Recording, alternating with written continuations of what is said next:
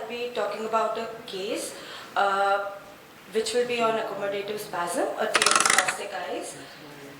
This is a case of a 23-year-old female who happened to have a normal vaginal delivery 4 months ago. Within 4 months of her delivery, she found out that she was pregnant again, and she took over-the-counter tablet misoprostol. Post 1.5 hours of taking the tablet, she experienced inward deviation of both eyes. On the same day, this picture was taken by her husband at her home, and she was taken to a private hospital where her CT scan was done and which came out to be normal. 2 days after the start of her symptoms, she presented to our OPD with blurring of vision. On her first visit, her uncorrected visual acuity, which she was unable to perform for some reason, refraction at presentation, which is the best corrected visual acuity, was -4 diopter spherical, 6/9 in both eyes. Cyclorefraction with home atropine 2% was -0.5 diopter spherical with -1 diopter cylindrical, 180 degree, 6/9 in both eyes. Pupils were normal size and normally reacting. Slit lamp biomicroscopy was unremarkable. Ocular movements pre-cycloplegia showed that the abductions were not very free. However, post-cycloplegia, her ocular movements were full and free in all gazes. Her fundus examination was within normal limits.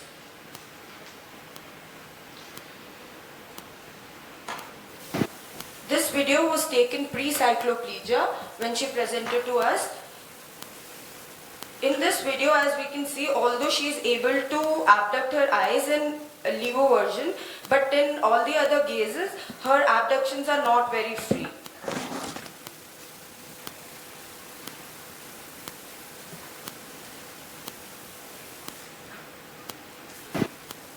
This is the video of post-cycloplegia. We can see that her ocular movements are considerably better and her movements are free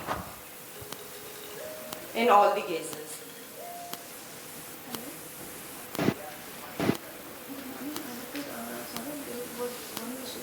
So then we advised her to take eye drop atropine 1% 2 times a day with bifocal glasses. Patient was also referred to psychiatry OPD for further evaluation, where she was prescribed with tablet Alprax 0.25 mg to be taken at night time, and she was called for follow-up after 1 month, but the patient lost to follow-up. She then visited us after 4 months, and her refraction this time at presentation was -3.5 diopter spherical, 6/9 in both eyes, and cyclorefraction showed a decrease in myopia with -1 diopter spherical, 6/9 in both eyes. And again, her ocular movements there was considerable difference in her pre and post cycloplegia ocular movements, where her post cycloplegia we could see that her ocular movements were full and free in all gazes. This is the 9-gaze photo, pre and post cycloplegia. We can see that post cycloplegia, she can freely move her eyes, but pre-cycloplegia, the ocular movements were not very free and they are more so inwardly deviated. The advice at a second visit was the same, and we were considering injection Botox in bilateral MR since her symptoms have not resolved. Some other important aspects about this case is that this does not happen at her mom's place, and on one occasion her husband took her to her parents' home at 2 a.m. in the night because she was suffering with the same symptoms. Thank you.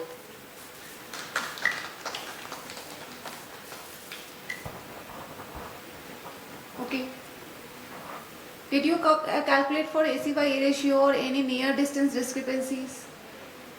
No, ma'am, we were not able to. So, what would be your provisional diagnosis? This doesn't seem to be very purely accommodative spasm. Ma'am, although the pupillary reactions were normal, but generally it is seen that if there is a pre and post cycloplegic difference in refraction of more or equal to 2 diopter spherical, it points towards accommodative spasm or near reflex spasm. Although in a few cases, the pupillary reactions are seen to be normal. Okay, nice case. Thank you.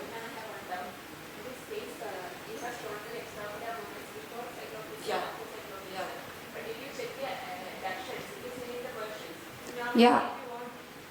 But if ductions, restriction is always commented upon the ductions only, and restrictions and overcorrections. It seems to be, but it seems to be.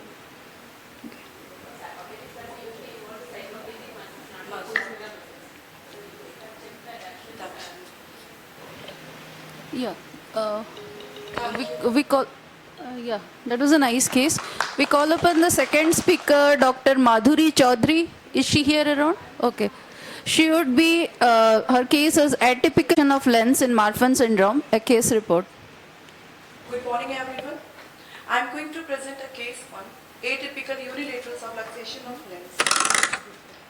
An 8-year-old male presented with a complaint of blurring of vision in both eyes and difficulty in reading for last 3 months, with no past history of ocular trauma or ocular surgery, with a positive family history for Marfan syndrome. Mother and his brother were affected. On general examination, tall stature, hypermobile joint, high arched palate and scoliosis consistent with the Marfan phenotype as you can see in the picture. Cardiological and neurological examinations were within normal limit. Ocular examination, visual acuity of right eye was 6/9, left eye 6/24, external and adnexa of right eye and left eye was within normal limit. Conjunctiva of both eye were within normal limit. Cornea was clear in both eye. Pupil was normal shape and size, reacted to light. Anterior chamber of right eye was normal depth and left eye deep inferiorly. In right eye, lens was clear and normal in position, while in left eye, mild decentration of the lens with superior-nasal subluxation, zonular fiber appeared thin and weakened. On fundus examination of both eye within normal limit with no signs of retinal detachment. Intraocular pressure on NCT was 13 mm of mercury of right eye and in left eye 14 mm of mercury. Diagnostic imaging done were ultrasound biomicroscopy that confirmed the presence of superior-nasal lens subluxation in left eye with zonular thinning inferotemporally. Axial length of right eye was 23.4 mm and left eye 23.2 mm. OCT normal macular structures in both eye. On echocardiogram within normal limit. Based on clinical history, systemic examination and diagnostic imaging diagnosis is unilateral superior-nasal lens subluxation secondary to Marfan syndrome. Although bilateral subluxation is typical in Marfan syndrome, this case presents a unilateral which is atypical. Management include glasses were prescribed to address the refractive error, close monitoring for the progression of lens subluxation or complications such as glaucoma, pars plana lensectomy with the scleral fixated IOL, implantation subluxation worsen, vitrectomy in case of complete dislocation in vitreous cavity. Follow-up is scheduled for 3-month review to monitor lens position and intraocular pressure. Discussion. This case demonstrates a rare and a typical presentation of unilateral superior-nasal lens subluxation in a patient with Marfan syndrome. While bilateral superior-temporal subluxation is commonly observed, unilateral involvement with a superior-nasal displacement is rare. This case emphasizes the need for customized management based on the severity of lens subluxation, visual acuity and presence of complication. Regular cardiovascular monitoring is also essential due to systemic involvement of Marfan syndrome, particularly the risk of aortic aneurysm and dissection. Challenges and implications. Managing ocular complications like ectopia lentis require early intervention to prevent vision loss. Unilateral presentations can be more difficult to detect and a high index of suspicion is necessary.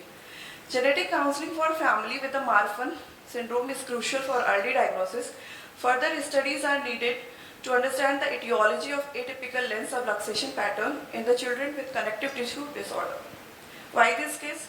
This case illustrates an unusual presentation of Marfan syndrome with unilateral superior-nasal subluxation of the lens. A conservative approach was chosen initially with the surgical options available if the subluxation progresses. This case emphasizes the importance of individualized care and multidisciplinary management in the patient with Marfan syndrome. These are my references. Thank you.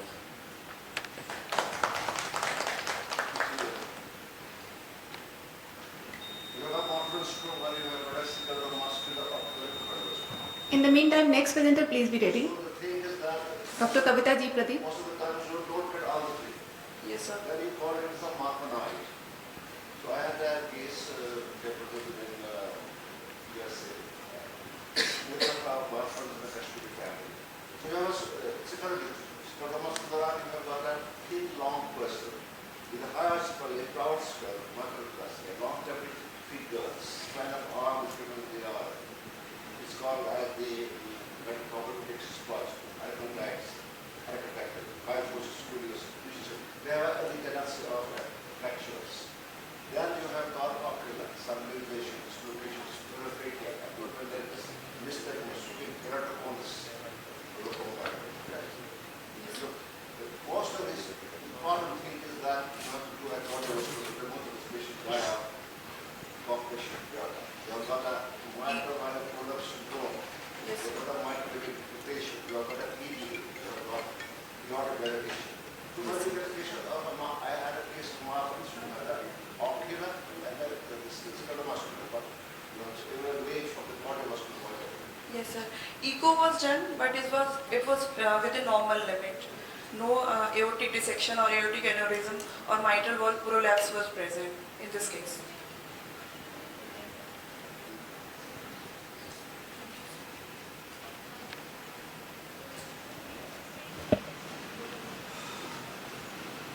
The next G. Pradeep, she will be presenting a case of when failed pulley makes you cross-eyed. Good morning everyone. I am here to present an interesting case of acquired skin. When failed pulley makes you cross-eyed. Our patient is a 16 years male student. He came to us with chief complaint of double visions in 6 months following an RTA. The road traffic accident happened in August of 2023. There is a history of loss of consciousness for 2 days, vomiting and bleeding from ear, nose and mouth.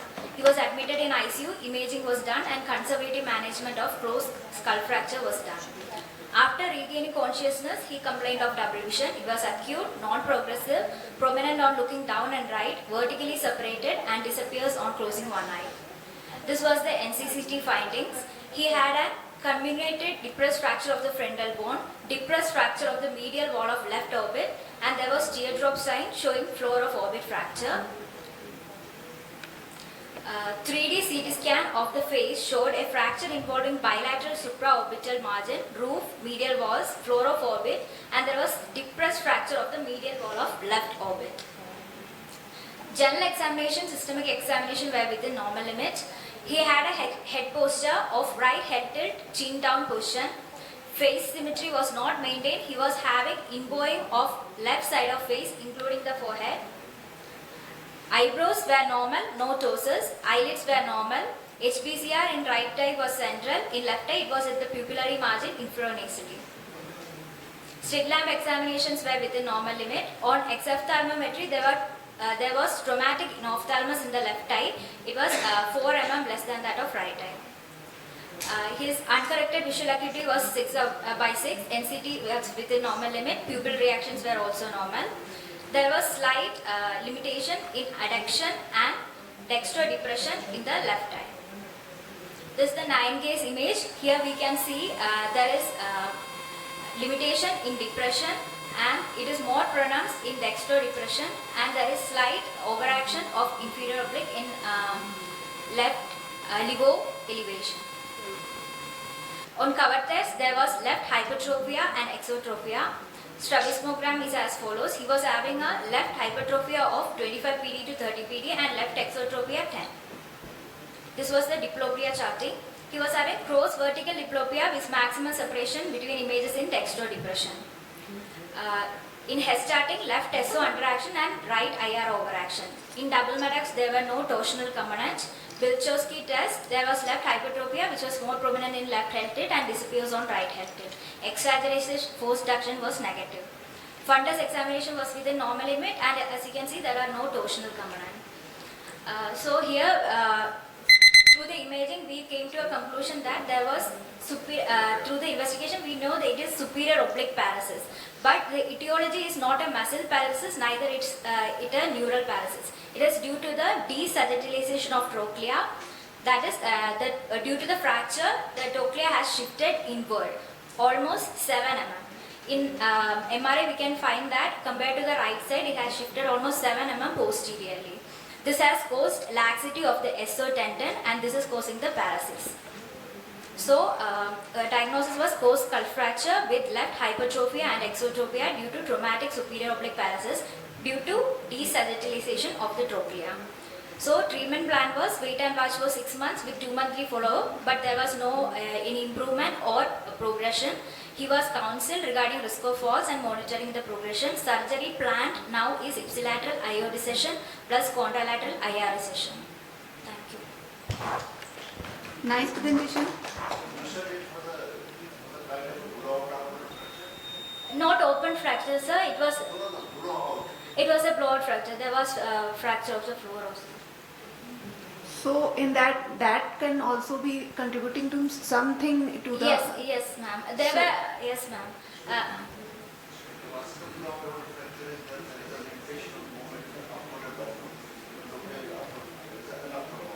Yes. I request our next presenter, Dr. Sebastian Mohammed, to be ready. Sir? Is he present?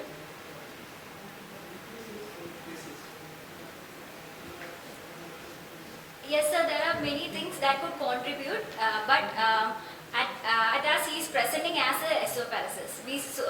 So we try to concentrate on decreasing the symptom by managing the esophagus. Why this fracture after centimeter 1? Because it's the weakest part. A weakest part. The fracture lies 1 to 3 millimeter, meter to 1 to 0 of the group.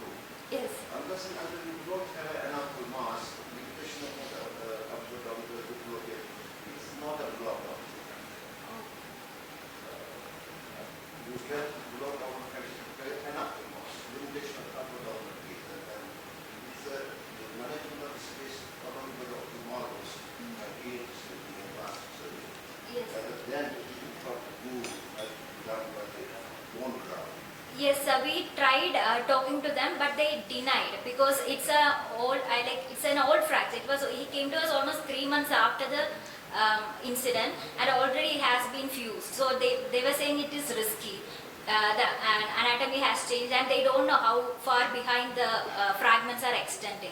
Now that it's Usually after you have a closed fist artery. yes. There is a deep of the volume. Fracture is the weakest part. That's a couple of Thank you, sir. Thank you.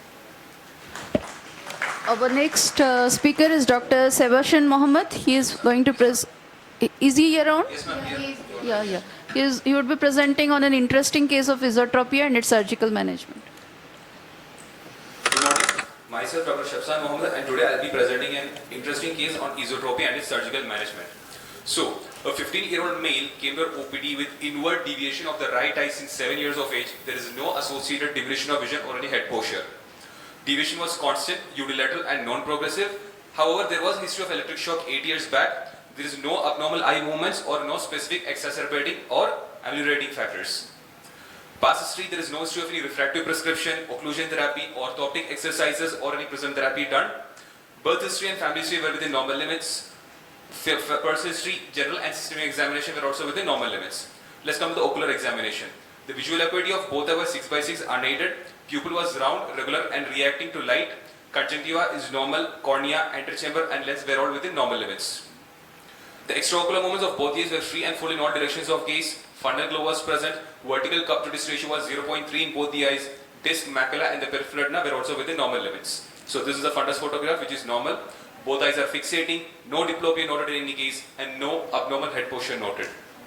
So on Hirschberg test, however, 15 degrees in the right eye and 0 degrees in the left eye, as you can see in this image.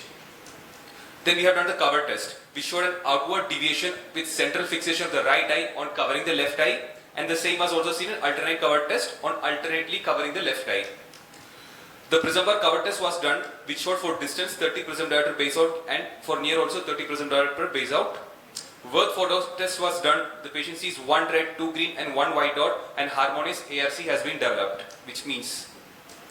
So, TNO test was done, stereopsis was present, and the cyanotophore test was also done, where all three gates of binocular single vision are achieved and are normal.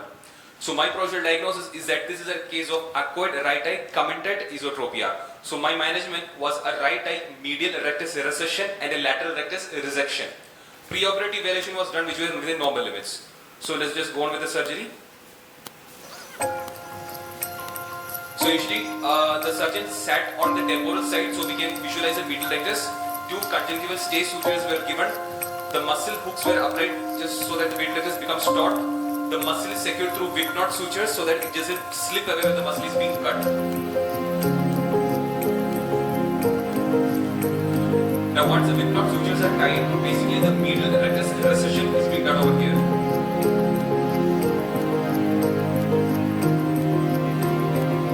And once that is done, a 4.5 millimeter is measured, and then the medial rectus is sutured to the screener.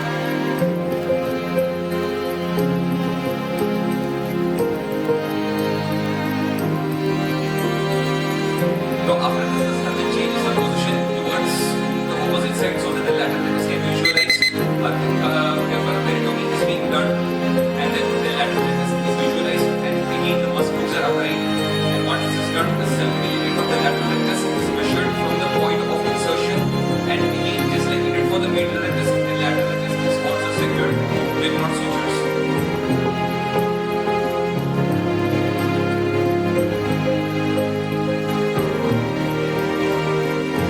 And once that is done, the lateral rectus resection is done. In medial rectus, we have had the resection, but when the lateral rectus resection is being done, then the lateral rectus is sutured to the insertion point.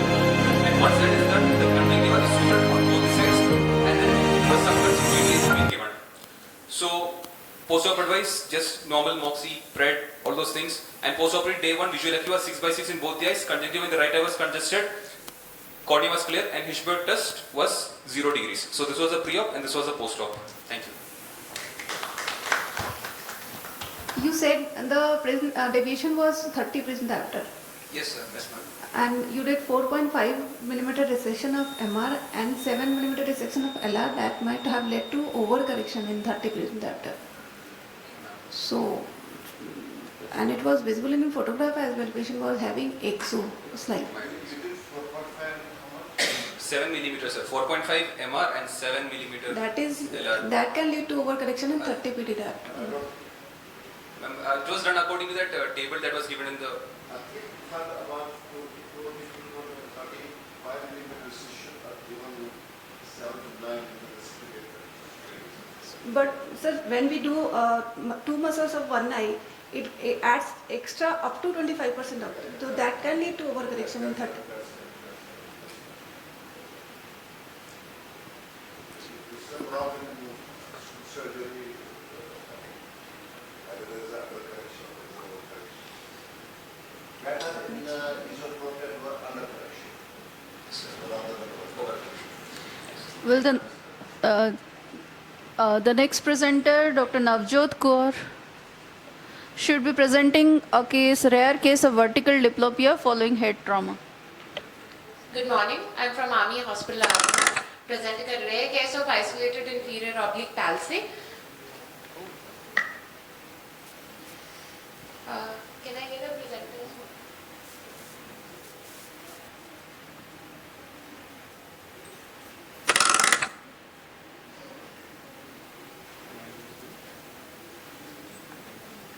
May I request for restarting the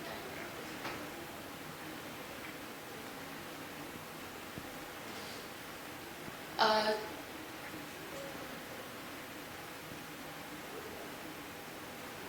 Seven-year-old serving soldier who presented with the chief complaint of diplopia since 8 months. This was vertical in nature and disappeared on occlusion of one eye. He also had history of head injury 8 months back due to fall from a bike, and which was associated with loss of consciousness for about 16 to 18 hours.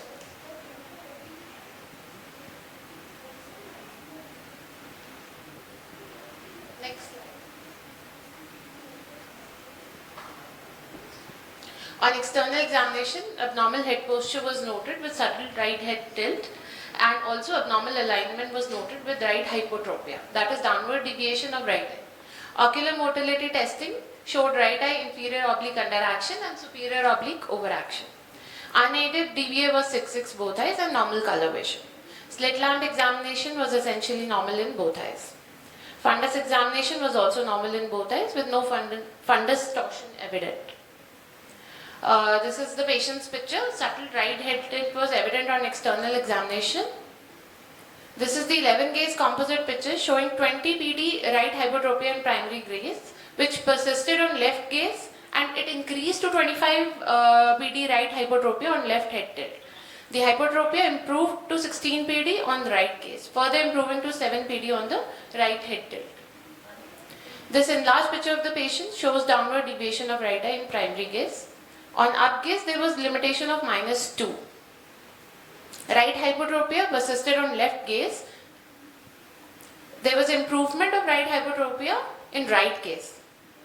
And right hypotropia worsened on the left head tilt. So, there was marked improvement of right hypotropia on the right head tilt. So, gold standard Park 3-step test was performed. In our patient, downward deviation right eye was seen in step 1. In step 1, the deviation persisted on left gaze, and in step 2, and then worsened on the left head tilt in the step 3, thus implicating right inferior oblique muscle palsy. Patient also underwent a visual field examination which ruled out traumatic optic neuropathy. MRI brain and orbit was ruled out inferior rectus entrapment and revealed multiple susceptibility artifacts corresponding to blood degradation products on in fast images, bilateral cerebral hemispheres and crus cerebri as well. These were my differential diagnosis.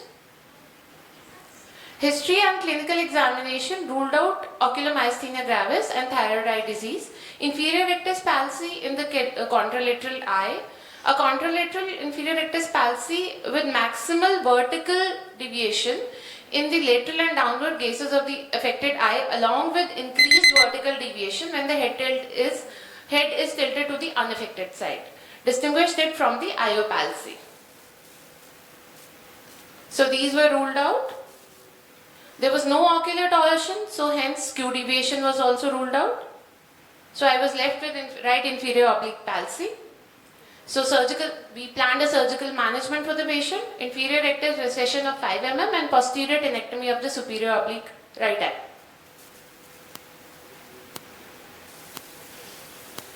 FDT was full and free, peritomy was done, inferior rectus was explored and recessed by 5 mm. Inferior oblique was identified, anterior and posterior fibers were separated, and posterior fiber tenectomy was done. These are the post-op pictures, and you can see there is a significant reduced deviation.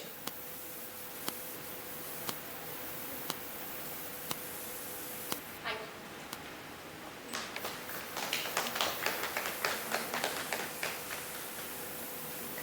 How did you plan for the surgical planning? What led to the planning of these two muscles? Ma'am, there was basically patient was symptomatic. He's a serving soldier. So what happens is that day-to-day activities he cannot. How did you plan the amount of surgery done? The 5 mm IR, and you did tenectomy of Posterior fibers of superior oblique right side. Okay, and the division down gauge everywhere it reduced to within a normal limit. Yes, ma'am. There was a residual of 7 PD. Vertical or vertical, no? Vertical, ma'am. Vertical. So 7 PD vertical in which case, which is significant. I think that might be leading to diplopia because more than 4 present after vertical. Ma'am, earlier it was 20 PD. This was follow-up after 1 month. So and what was happening to the down gaze? Down to 7 PD was there, ma'am. So down gaze when he might be having problem. 7 PD was present in down gaze only? Yes, ma'am. After surgery. Okay, so 7 PD is significant and might be having some problem in walking and doing near workouts. But after the surgery, when he reported to us, we sent the patient on sick leave. That's a bed rest kind of a thing. And when he reported back to us, Then he said there is no diplopia. He So was that asymptomatic. That Yes. resolved. Okay. So even the surgery was performed for the symptoms only. Okay. Thank you. Okay. Can we have the next speaker on stage? It is Dr. Vidya Sakari Venkateshan. Should be presenting a case of right over left deviation with left eye consecutive exotropia. Good morning all. I am going to present a case of Orwell with consecutive exotropia. Consecutive exotropia is a manifest exotropia that develops after surgical treatment of esotropia with an incidence rate ranging from 3% to 29% of all patients. The main causes are overcorrection of esotropia, amblyopia, presence of ARV patterns, developmental delay, early onset esotropia, early surgery for esotropia before 6 months of age, and multiple previous strabismus surgeries. And permanent treatment of consecutive exotropia depends upon the angle of deviation. Optical treatments like over minus lenses or prescription of prisms are indicated for small deviations that is less than 20% diopters, while surgical corrections usually result for large angle deviations. A patient had a chief complaint of outward deviation of left eye for the past 10 years. He underwent squint correction for infantile esotropia at 4 years of age for left eye. A medial rectus recession, LR resection, inferior oblique anterior transposition was done. Initially post-surgery, alignment was satisfactory with eyes straight in primary gaze. After 5 years, he noticed a gradual outward drift of the left eye. No history of double vision, no other significant medical history. Negative for any systemic complaints, no history of seizures, headache or neurological deficits. Best corrected vision on both eyes 6/6. Anti-segment examination fundus seems to be normal. On orthoptic examination, no compensatory head posture, right eye 15-degree exo and 10-degree hyper.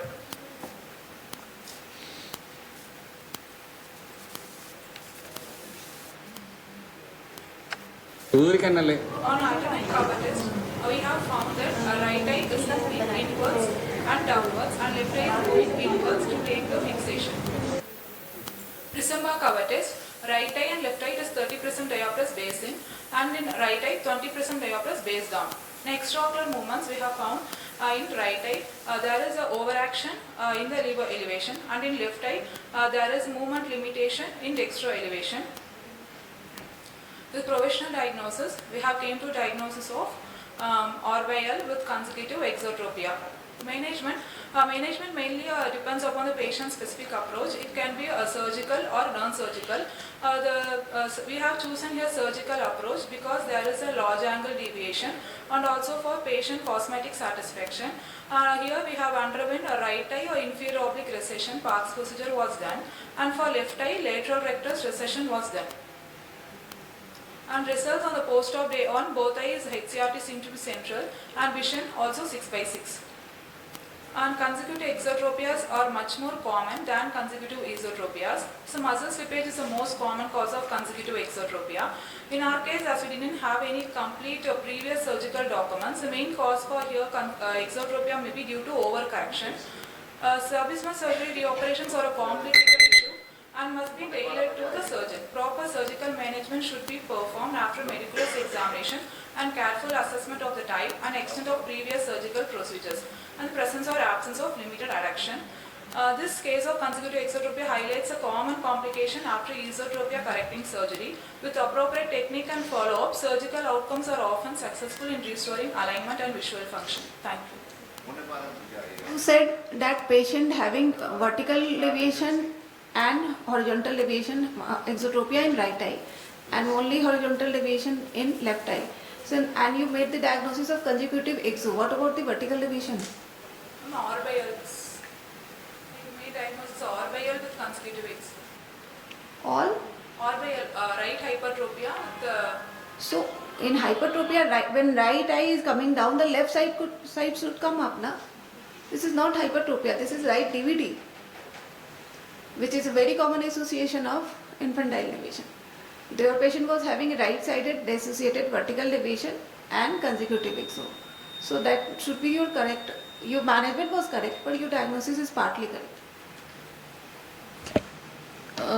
The next speaker is Dr. Varsha Umareddy. She will be presenting a case of partial modified naps to the rescue of congenital third nerve palsy.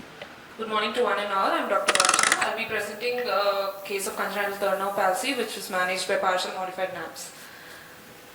My patient is a 11-year-old female from Telangana who had a complaints of drooping of left eye, upper eyelid since birth, and also inability to move left eye upwards since 3 years.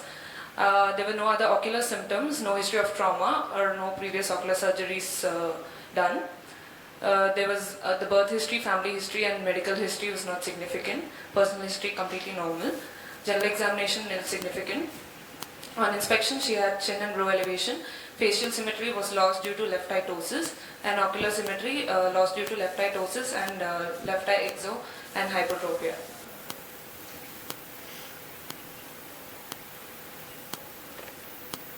Anterior segment examination of the right eye was within normal limits. Left eye showed ptosis with and normal regular reacting pupil.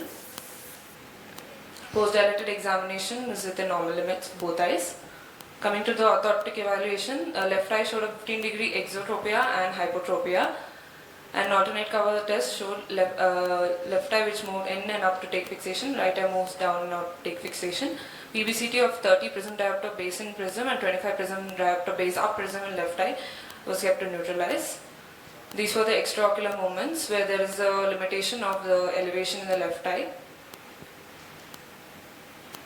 This is the 9-gaze picture, and this is the sensory evaluation which showed right dominance. Coming to the ptosis evaluation, the palpebral fissure height was reduced, and there is also poor Bell's phenomenon noted in the left eye.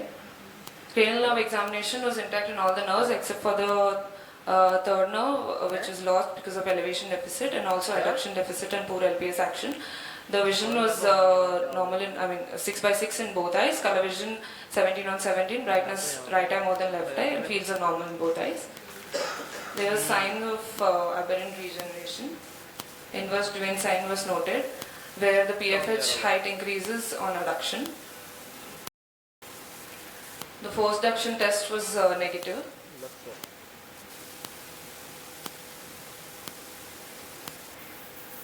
Management of left eye 5 mm IR recession was done, along with left eye partial modified NAP surgery, where the left eye LR was there was complete splitting of LR muscle with 9 mm precision of the lower half of the LR muscle and transposition of the upper half of LR muscle to the SR muscle with augmentation, an augmentation with posterior augmentation suture.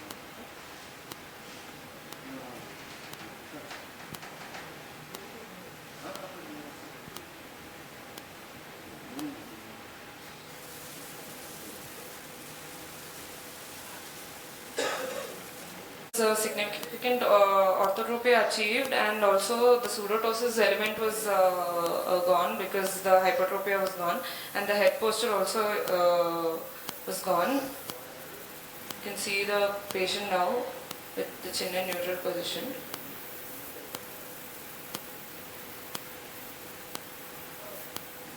This is the post-op day 30 picture,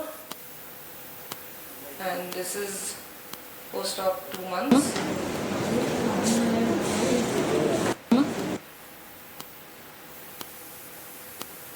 For the ptosis management, crutch glasses were given and the patient was advised to follow up. So cranial nerve 3 palsies in children are often congenital up to 50% and attributed to developmental anomalies or intrauterine or birth trauma.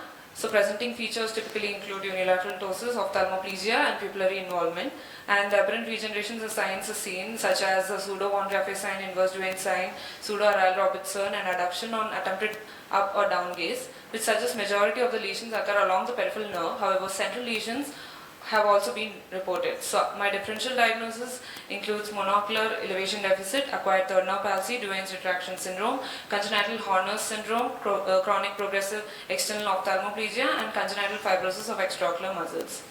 So here, generally, a NAP surgery is done for monocular elevation deficit, but here we have performed it for a congenital third nerve palsy along with an IR recession, which has achieved orthotropia and also removed the pseudotosis, and also improvement in the compensatory head posture. Thank you. Anything else you could have been done to improve ptosis? Because you had inverse Duane sign, which was leading to opening of the eyelid on adduction. So any other surgery you know which can improve the ptosis without doing ptosis surgery? You could have recessed the other ILR. So that leads to elevation of the MR, increase in elevation to the MR, which have improved the ptosis. Okay. Yes, thank you. So, is Dr. Venetia Grace. She would be speaking on 2 birds, 1 stone, ipsilateral eye surgery in traumatic third nerve palsy with aberrant regeneration. A very good morning, one and all. My name is Dr. Venetia Fonseca. My topic is ipsilateral eye surgery in traumatic third nerve palsy with aberrant regeneration, 2 birds, 1 stone, under the guidance of Dr. Amit sir. So a 53-year-old female came with complaints of drooping of the upper lid of the right eye, diminution of vision in the right eye, and occasional double vision when seeing with both eyes. She was apparently all right prior to 1 year back when she fell and had an accident, and then all these symptoms developed. There was no loss of consciousness, no headache, no diarrhea, no variation of symptoms. There was no loss of smell, taste, no deviation of angle of mouth, and no hearing loss. She's a known hypertensive, controlled on regular medication, no history of diabetes, heart disease, or thyroid disease. Personal habits were normal, vitals were within normal limits. CNS examination, she had a normal gait, no sensory motor deficits, no involuntary movements, and all cranial nerves besides the right oculomotor nerve were intact. CVS, RS, and paraabdomen were normal. Coming to ocular examination, best corrected vision was 6/9 in both eyes, with a near vision of N18, color vision was normal in both eyes. On elevating the ptotic lid, there was a 4 mm mid-dilated pupil not reacting to right in the right eye, with left eye pupil direct and consensual were present. Fundus was within normal limits. On orthoptic evaluation, there was a -4 limitation in elevation, adduction, and depression, but 6th and 4th nerve were intact. CT, brain, and orbits were normal. Investigations were all within normal limits. He came to a diagnosis of right eye traumatic pupil involving complete third nerve palsy, and under direct visualization, Botox toxin was given in the lateral rectus muscle. Now, 7 months later, she came with complaints of troublesome diplopia, present more on the left gaze, and the pupil in the right eye was sluggish now, but the left eye was reacting normally. On ptosis evaluation, a 2 mm ptosis was present with lid lag on down days and a poor Bell's phenomenon. She developed a CHP of right head tilt, left face turn, and chin elevation. You can see the scar where the trauma occurred, and there was cross-horizontal diplopia on both 4-dot tests. This was the Hirschberg's. Covering the left eye, the right eye took up fixation by moving up and in, and pseudotosis component also improved. A primary deviation of 50 prism diopters base in and 10 prism diopters base up, and with a greater secondary deviation was seen. Now she had an ocular limitation of elevation of -2 and -2 limitation in adduction. But there was an overaction of depression. Okay? A forced duction test was positive for the lateral rectus muscle, mildly positive, and an active fourth generation test, you could see an overactive right eye inferior rectus muscle. Signs of aberrant regeneration like investuence, pseudobone graphies, depression and adduction, and pseudo-ARP were present. In this case, we saw 4 positive signs. Diagnosis of right eye post-traumatic partially recovered third nerve palsy with aberrant regeneration was made. Since FTD was positive for the lateral rectus, we did a supramaximal recession of 14 mm, and we did a Hammershaimb procedure. The split IR, the temporal half was recessed by 7 mm, and the medial half was transposed to the medial rectus. This was augmented with Foster's suture. Post-op day 1, there were no signs of anterior segment ischemia, and post-op 1 month, orthotropia was maintained in the primary and the down gaze. Pseudotosis component also got corrected, and a CHP was also corrected. Take-home messages that the surgical management of third nerve palsy should be customized. Now, Hammershaimb has never been done for a third nerve palsy before. It was usually documented for a lateral rectus palsy. Using the similar principles, because of extra innervation to the inferior rectus muscle, we could apply it in this surgery, and we managed to operate the affected eye and not the normal eye. And also, ptosis was corrected. Hence, 2 birds, 1 stone. Thank you. You did a CT scan only for this case. Why only CT scan? Because now palsy mein there's one indication before jumping to surgical intervention. MRI should be done if you rule out any Nerves are not visible on CT. She gave a history of trauma. Actually, we did not advise the CT scan. She came with it, which Okay. was done outside. She had a history of trauma, and it was also the mark. So we did not. She didn't have any vascular. Yeah, before process. before going to surgery, you should have done one MRI at least. And one more thing, how did you utilize the aberrant, your number of aberrant innervations in this? Yes, ma'am. So how can you, otherwise you can utilize that in surgical Ma'am, management? normally they do the fixation duress squint surgery, but in this case, since patient was a bit not cooperative to operate the other good eye, so since we saw the increased action in inferior rectus muscle, we decided to utilize that and do surgery in the same eye. Okay. Okay, the next speaker is Dr. Gohar Ahmed. Dr. Gohar Ahmed. Okay. He would be speaking on bilateral medial recti recessions as a surgical procedure for bilateral alternating infantile esotropia. Good morning, all. Basically, 4 or 5 minutes, I cannot show the slides and other things. Most of my talk will be theoretical. Squint absorption as established was a common disorder which is characterized by the abnormal ocular deviation, loss of ocular pluralism, and opacity of the binocular vision, which is called simultaneous possible fusions. The aim of a squint correction is not only to correct the angle of deviation, but to achieve the normal status of vision as much as possible.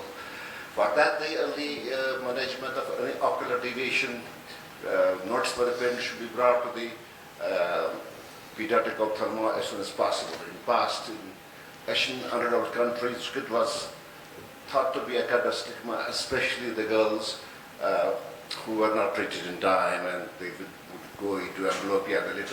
The management of squint was only cosmetic, but however, with the better awareness and the better availability of this thing, they brought. One of the most important things for the squint is visual.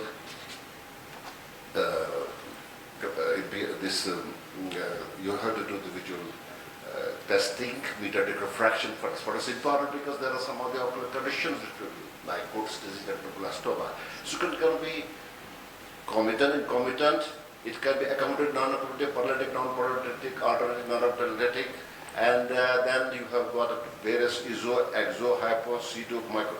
Now, when I was in the Middle East, I noticed the case of where the parents brought a bilateral twin in 6 months who they had observed a bilateral ocular deviation of 20.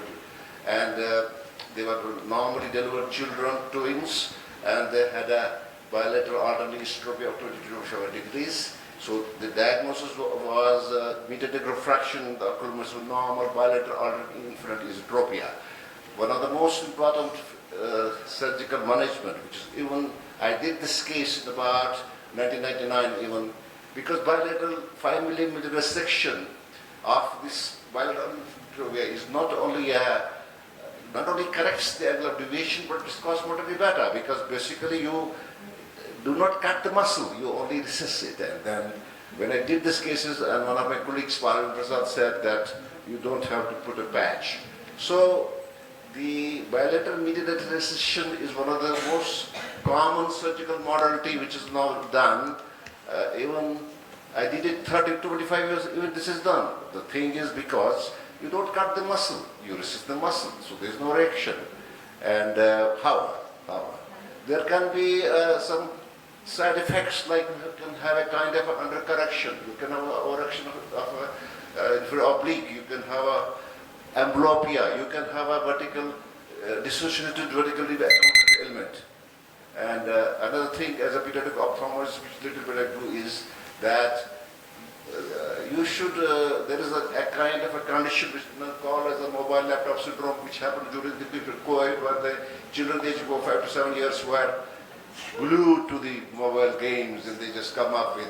I have an article which is squint correction type, and the role of parents in mobile data abuse. They give children, they get their addiction, they can come up with eye ache, headache, irritability, change in behavior, eating disorders. Even the mobile data abuse, the reports of autism, delayed milestones, epileptic attacks, ophthalmoplegia, squint diploma has been reported. Thank you very much. Thank you, sir. The next speaker is Dr. Pasupula Bhabani. we have her here? I don't think she's here around. Next, Dr. Vrinda Periyasamy. Okay. Okay, she would be speaking on a case of severe ocular inflammation with autoimmune lymphoproliferative disorder.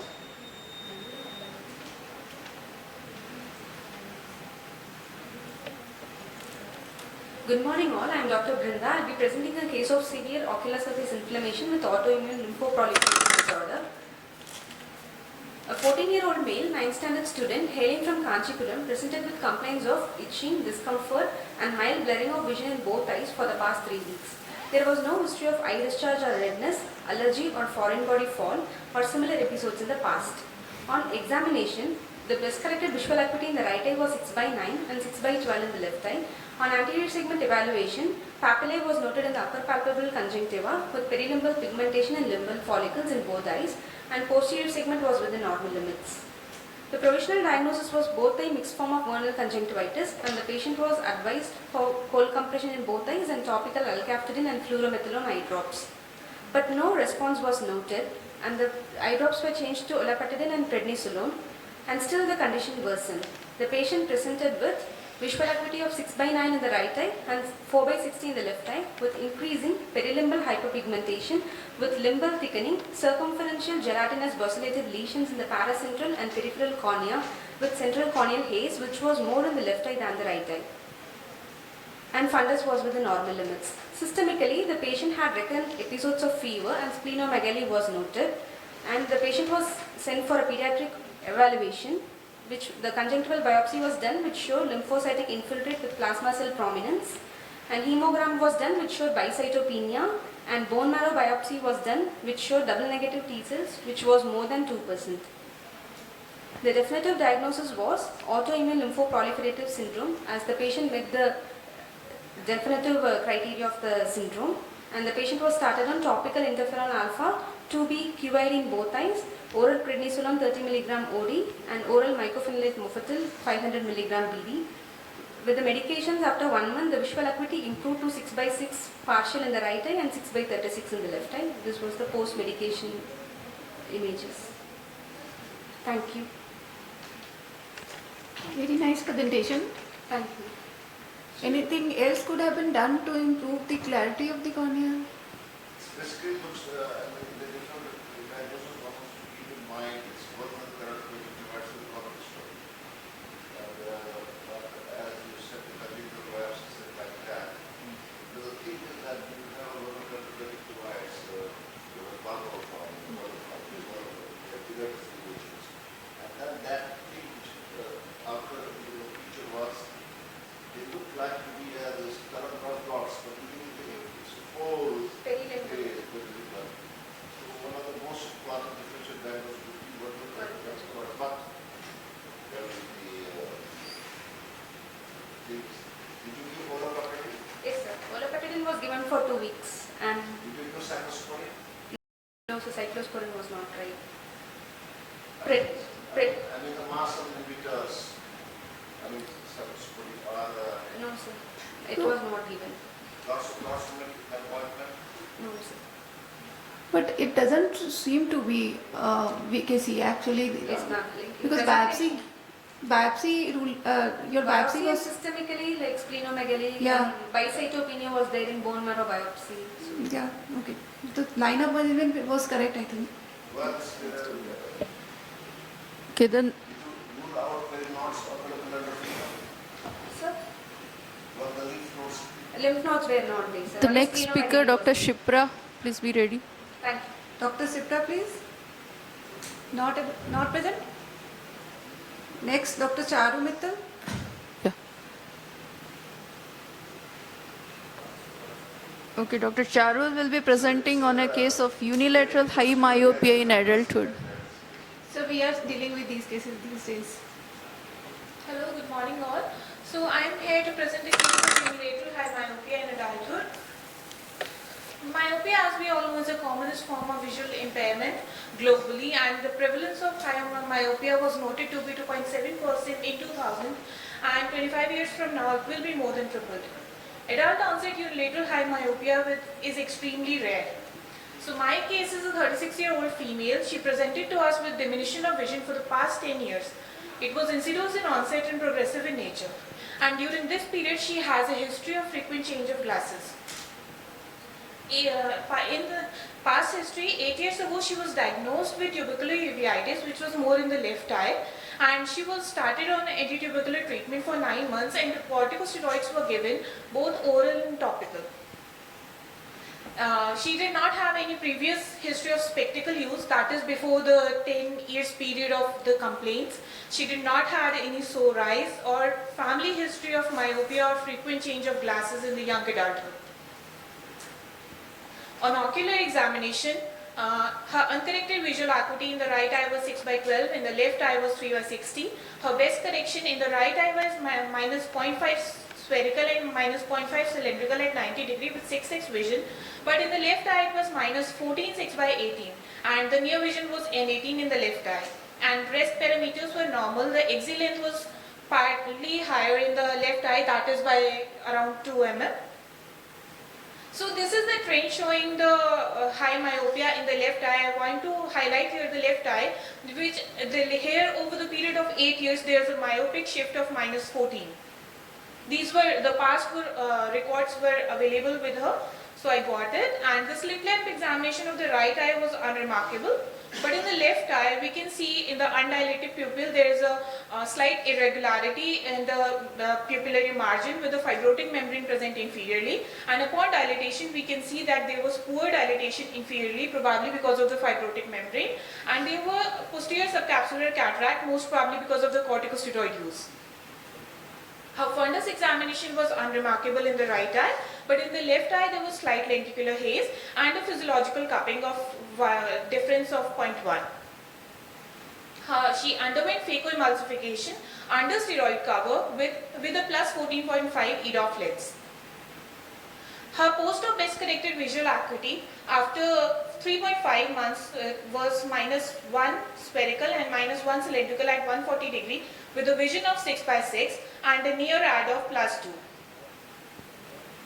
Her post-op parameters of keratometric were comparable, so we can say that the curvatural component was not there. This is the post-op slit lamp examination. There we can see that the irregularity of the pupil and mild sphincter irregularity. So myopia, as we know, can be axial, corneal or due to lenticular changes, but in my case I would say that it is explained partly by the difference in the axial length that leads to up to 6.3 diopters of myopia, but the rest can be explained by maybe because of the chronic uveitis she had. There would be ciliary body thickening and increased lens convexity, and due to the optical effect of discoid posterior subcapsular cataract, which is said to have a myopic shift of minus 7.5 diopters. It is from a case report of 1977, but I could only assess the abstract of the paper. Thank you. So you think 3 factors led to this Yes, ma'am. unilateral high myopia? Yes, ma'am. The limitation here is that I should have measured the lenticular thickness pre-op, That's but I right. did not do it. But what I believe is because of these 3 findings, it is there. Because the difference of axial length is hardly 1 or 1.5, which cannot Ma'am, explain. it can only explain 6 diopters. 6 of, diopters, yeah. Yes, ma'am. Nice. Patient had proptosis. No, ma'am. No, sir. Usually, if you don't have a unilateral high myopia, it just doesn't have a But she was completely normal, sir. There was no proptosis at all. Because axial length was not that discordant. Na? Yes, That's ma'am. why it It didn't. was only 2 mm of Yeah, difference. that so- cannot lead to unilateral proptosis. Yes, sir. Okay, the thing is, if the patient will have tuberculosis, you give a corticosteroids. You see that the patient is not going to have tuberculosis because Sir, Next as of speaker, now, Dr. she did not Saima. have any complaints of active Do tuberculosis. we have Dr. Saima here? AC was completely void, there was no nodules, there was nothing, uveitis was not there, but the tubercular uveitis history was from the records, and there was mentioned the TB gold test was positive and the Montux was highly positive at that time. you see her taken picture Yes, sir, but there was no optic atrophy. of okay, much more, okay, it's reported in the literature that if you recall causes of the what is malaria. A patient is on the recall, and the prefecture of the color vision, peace, refraction vision, and we are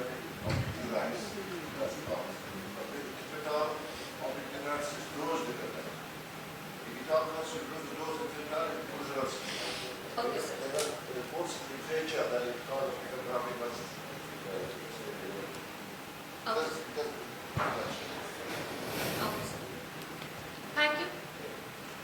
Okay, Dr. Shaima, the last speaker of the session, she will be presenting on a case series of marfanoid habitus with interestingly distinct ocular findings.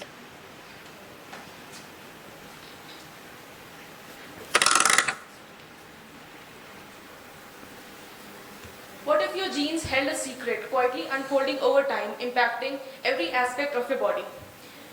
Good morning, everyone. Let's unveil the peculiarities of Marfan syndrome and marfanoid habitus. This is the revised Ghent's criteria used for the diagnosis of a multisystemic disorder.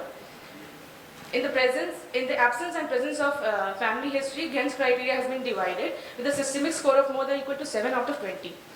Now let's start with the case series of 6 patients. All are of teenage group or young adults, residents of Uttar Pradesh or Uttarakhand. As per marfanoid features are concerned, the patients are tall and thin built as shown here. On examination, the skeletal features speak first. First, coming to arachnodactyly shown by all the patients, followed by positive Steenberg sign and Walker-Murdoch sign. High arch palate is characteristically seen in these patients. Pectus excavatum, a distinctive feature of Marfan syndrome, is seen in patient 2, 3 and 5. Moving on to the chest X-ray, these patients show hyperinflated lung fields. This line highlights the key echographic findings of CVS examination focusing on granular pathology. Except for the 3rd and 6th patients which are normal, the 4 patients show mitral valve prolapse, which is almost emblematic of mitral regurgitation, leading to heart failure in the future. Aortic dilatation is a hallmark of Marfan's as seen in 2nd and 4th patient, which is a life-threatening condition if untreated. CNS examination and abdominal examination are within normal limits. Now, starting with the ocular examination of these patients, diffuse torchlight examination is normal. We'll individually cover these patients one by one.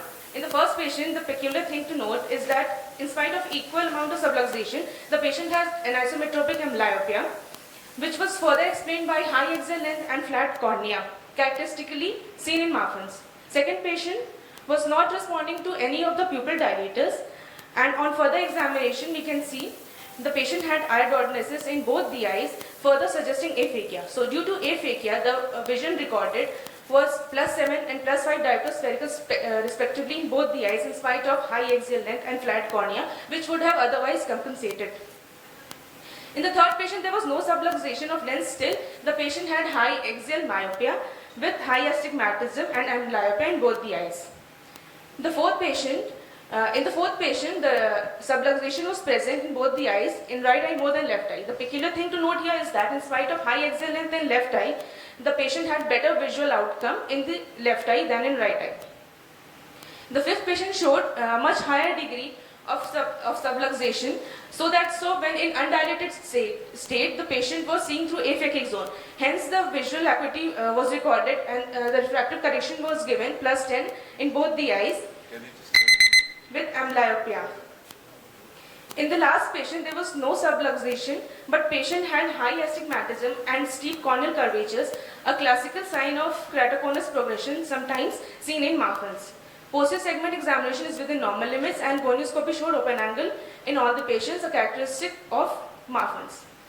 Coming to final diagnosis and management, the 2nd and 5th patient can be grouped under Marfan syndrome with systemic scoring of 7, which is diagnostic of Marfan's.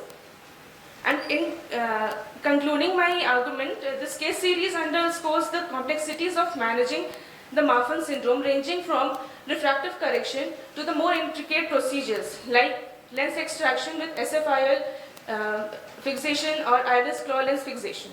And cardiovascular risk further emphasizes the importance of a multidisciplinary approach. Thank you very much. For any queries and suggestions regarding this topic, please reach out to me. Thank you. With this presentation, we conclude this session and we request all presenters to have a group photograph with the model.